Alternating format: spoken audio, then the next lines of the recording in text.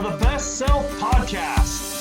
Today, we have got David, Mr. Utah, Fiefia in the house. Yes, I did my homework. Big city was big time in high school. And I'm Brad Dalton. And thank you guys for being here. We are 30 countries strong and 245 plus cities strong at the time of this recording. So thankful for all of you guys. Really appreciate it. We are in another week of our Best Fit series with Coach Fiefia with Idaho State University. And he does have an awesome background. He played at Utah State. And I think one of the strengths you have has probably made you a better coach is that you floated a little bit. You know, you were you came in a kind of a high profile type running back, Mr. Utah. And then you end up moving to receiver, probably some sort of kind of a slot guy. Yep. You know, and then you move back to running back and kind of had to wait your time to be the guy, and then you end up being an all conference kind of all purpose kind of guy, and now you're coaching. Yep. So anyway, thanks for coming on, buddy. Hey, thanks for having me, Brad. Pleasure to be here and excited to be with you today. Yeah. We have common friends, and that's kind of how we hooked up. And just knowing the kind of people you associate yourself with, I'm really excited for this because I really respect those guys. And in our conversations leading up to this, first class dude all the way, a grinder, the kind of kid. I have a kid in high school. I would love if my kid were to play for someone like you. So anyway, and you are the associate head football coach there at Idaho State as well. So we are talking about recruiting, and parents are, and this whole series began because parents and players were reaching out a lot. And it doesn't matter how much money you have or how little money you have. There's so many people out there that don't know what to do, don't know the right questions to ask and who to talk to and how to even address an email. So going to pepper you with questions, okay, and then we're going to kick you to the curb. Awesome. I'm ready for it. All right.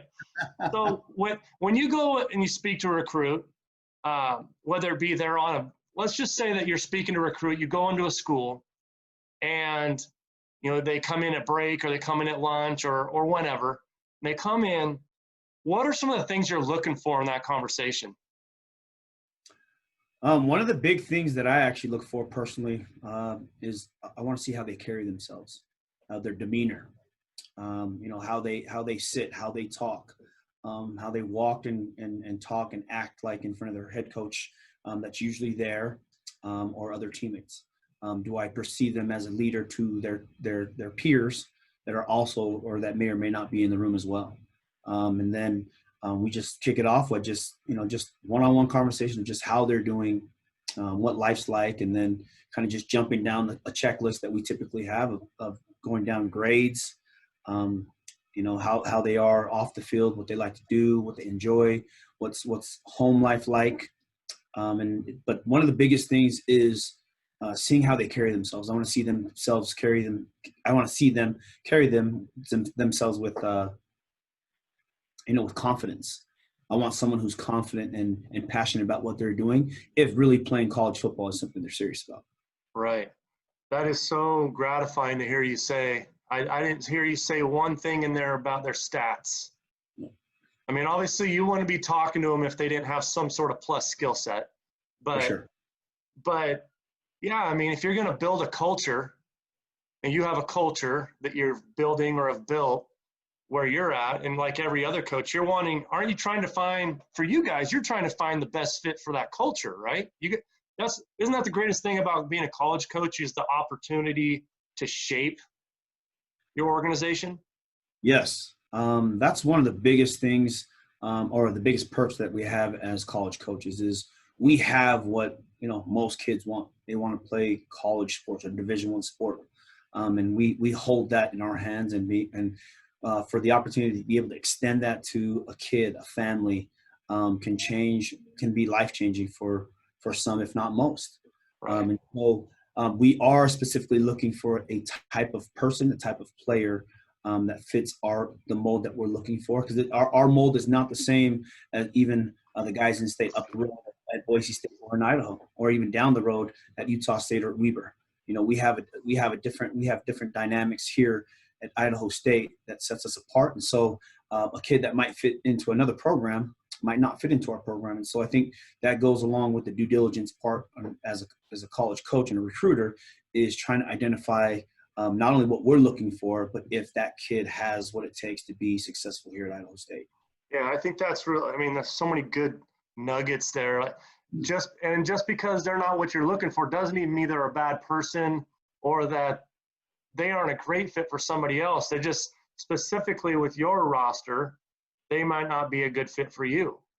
Not at all. Yeah, and that's one of the two things that I tell my guys as I'm recruiting from, and I actually stole this from Coach Steve Fiefia, who I coached here with at Idaho State, is number one, be upfront and honest, and I will do the same. And then number two, do what's best for you and your family, because at the end of the day, I'm going to do what's best for me and our university. And regardless if our paths meet and you end up becoming a Bengal or not, I think we can walk away as friends. And I've had it happen numerous times just playing with guys that we recruited in conference that may or not opted to come here, or we didn't go on, that played other schools. And after the game, and then I see them like, hey, what's up, coach? And I tell them, hey, man, I'm so proud of you, seeing you being successful here. I know you're not a Bengal, but hey, appreciate all what you're doing and our relationship. And so just to have a kid come up after a game and kind of say that, and like, hey, I appreciate our friendship and how you handle the situation. It puts me at ease to know that as long as both sides are doing those two things, I don't think as a college coach can really be upset. Right. Speaking of family, kind of off topic, 7 children. You're either crazy or amazing or both. I think it's more crazy. Number one, I'm not the boss, and so my wife's the boss. So that's what she's the one that told me she wants to have a lot of kids. And so I'm like, hey, you're the boss and you're the one having them. So I support you 100%. But yeah, I highly recommend that if you want to become a college football coach, that you don't go that route of having 7. What would you say the most common questions you ask? Just give me, like, you kind of covered already, but you're in that meeting with the kiddo, that player. What are the most common 2 or 3 questions you will ask? If you ask nothing else, these are the 2 or 3. Number one is usually, do you love football? And it's crazy to see how they respond. They become uneasy. You see how they respond. They don't carry a lot of confidence with it. And I followed up with, do you love football or do you love being recruited? Because that kind of sets us apart from Boise State, Idaho, Utah State, Weber. I mean, like I said, we have different dynamics here. And if you love the recruiting process and you're looking for the bright lights, and I'm upfront with them, I'm like, Idaho State might not be for you, And then another question, or number 3, would be, what are you looking for in a university or the school that you want to play for? Right. Let them answer and see if we fit and see if we see eye to eye. And hopefully they have some follow-up questions that I'm able to answer. And if I don't have the answers, I always tell them, hey, I'll get back to you as soon as I get back. If I don't have the answer for you right now, when I get back, I'll get you the answer. Gotcha. Kind of probably maybe a question you probably don't normally get asked. I had someone on the podcast named Shannon Rose a couple weeks ago, and her thing is she consults with businesses, and she calls her a love-based business expert. And like Starbucks is a love-based business. Chick-fil-A, more locally, like Dutch Brothers. They're all really good at customer service. Yeah, that's their thing. Would you say that the coaching world is like that? I mean, is that something you guys strive for? Is that something a recruit should strive for? I mean, is it good to have empathy be a priority in that whole process? I do think so.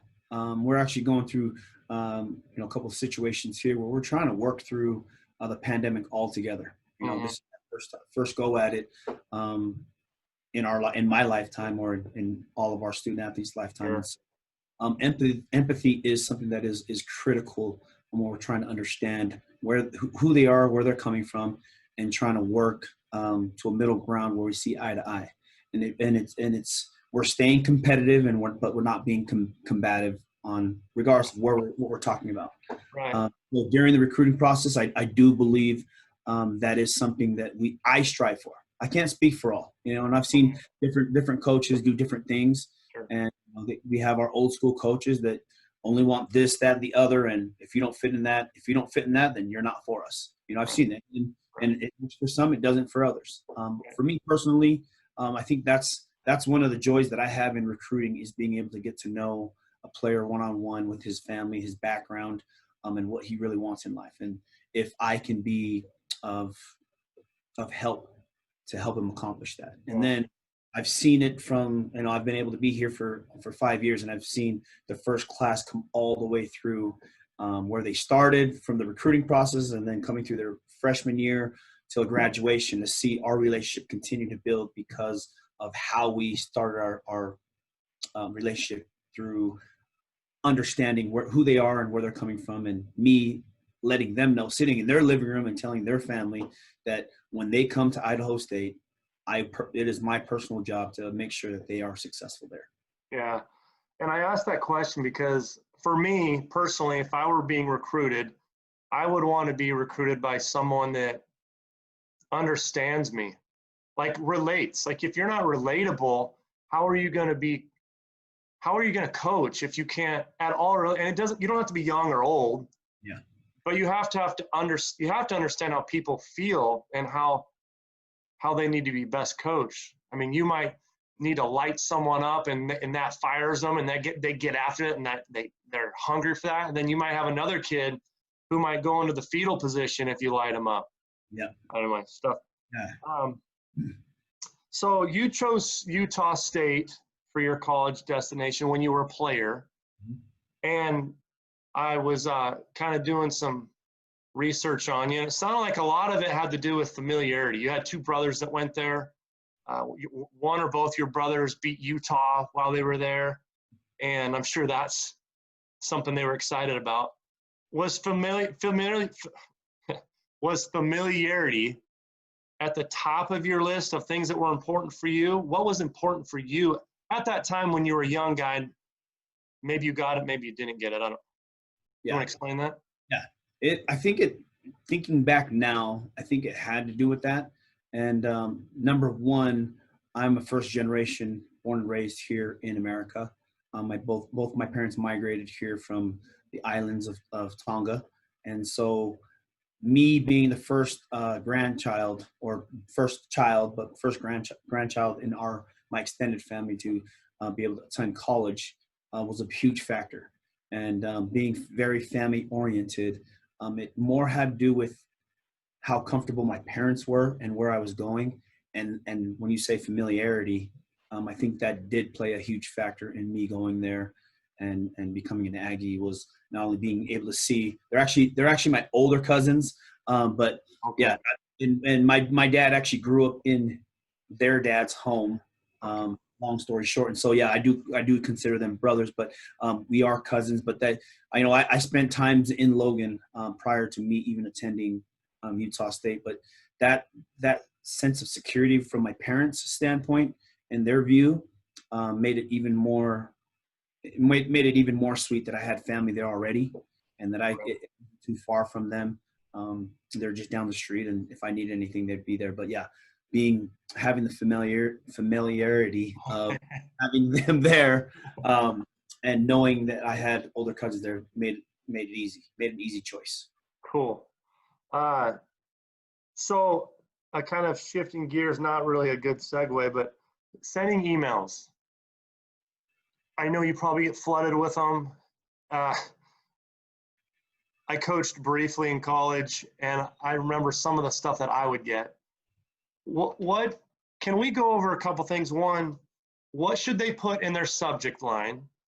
And then two, what should be in it? Like length, video, what should those two things look like? If I'm a kid, I could be a football player in Europe right now, or I could be a kid in the Midwest right now.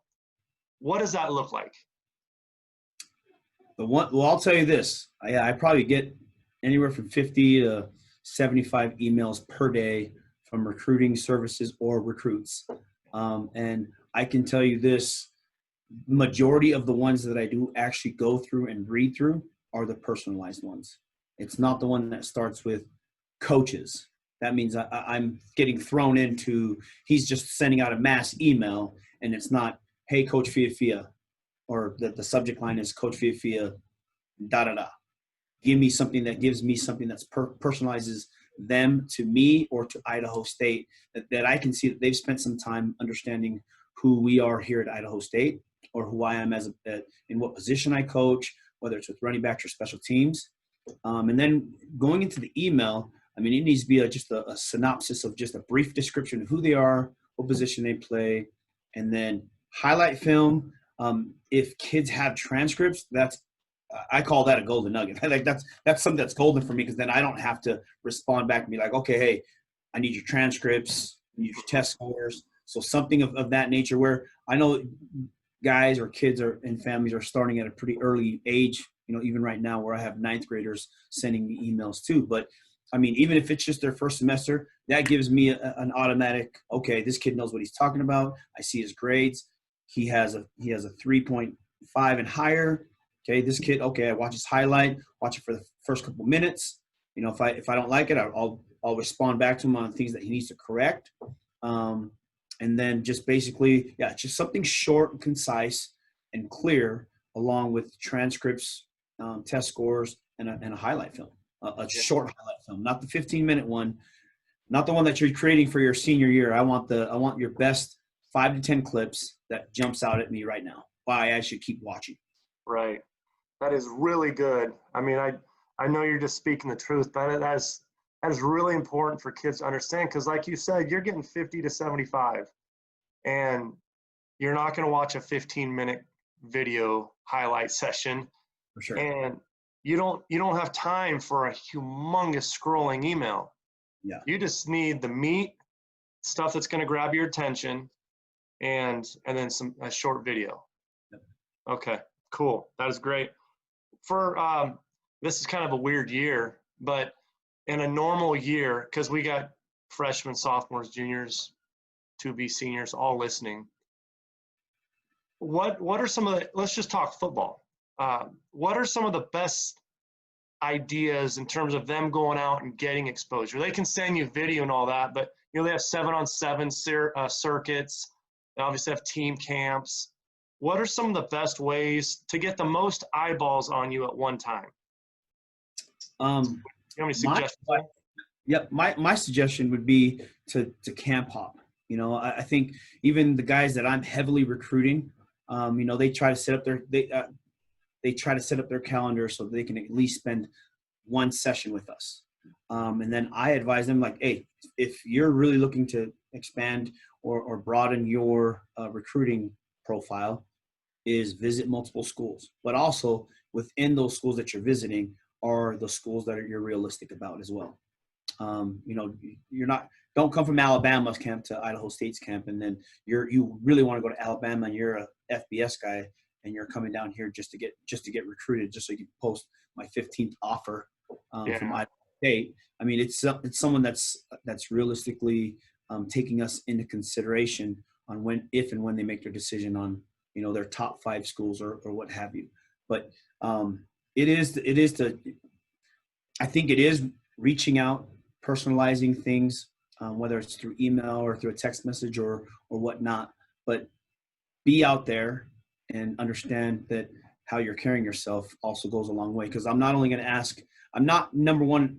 Let me probably say this too, which is probably really important, is I'm going to ask your head coach before I ask your trainer who you are and what you do. Because typically you're paying your trainer or a service to put your name out there versus a head coach who you don't pay to put your name out there. And so when I come into your high school, I'm going to be more, I'm going to take into consideration what your high school head coach says than the guy that you go after school to go work out with. Yeah, that's great. That is such good stuff for them to hear. We've got like a minute left. Okay. Goes fast. Okay. You've got 30 to 45 seconds to talk to all these people, all these listeners, on how they can be the best version of themselves. How can they be better than the previous best version of themselves? You got 30 to 45 seconds. Go. Number one, set your expectations. Understand it. Be clear. Okay, I think clarity is something that's huge that gets misconstrued sometimes in social media. So be clear on what your expectations are. Number two, follow through. Okay, with whatever it is, follow through. Next is be accountable. Be accountable for everything in the classroom, off the field, in the weight room, on the field, in all aspects of your life. And then last but not least, be grateful. Be grateful. I think if you have gratitude in your heart and understand that you have an opportunity that most kids don't have or all kids don't have, I think you're going to go a lot further in life with or without sports. That is awesome. I read a study one time that talked about how you can't be grateful and stressed at the same time. So anyway, thanks, buddy. It was short and it was sweet and it was awesome. And for those of you that are out there, if you're wondering if he's really this nice and really this cool of a cat, he is. Good dude. So I really appreciate you, man. And best of luck this fall. And we'll be rooting for you. Appreciate it. Go Bengals.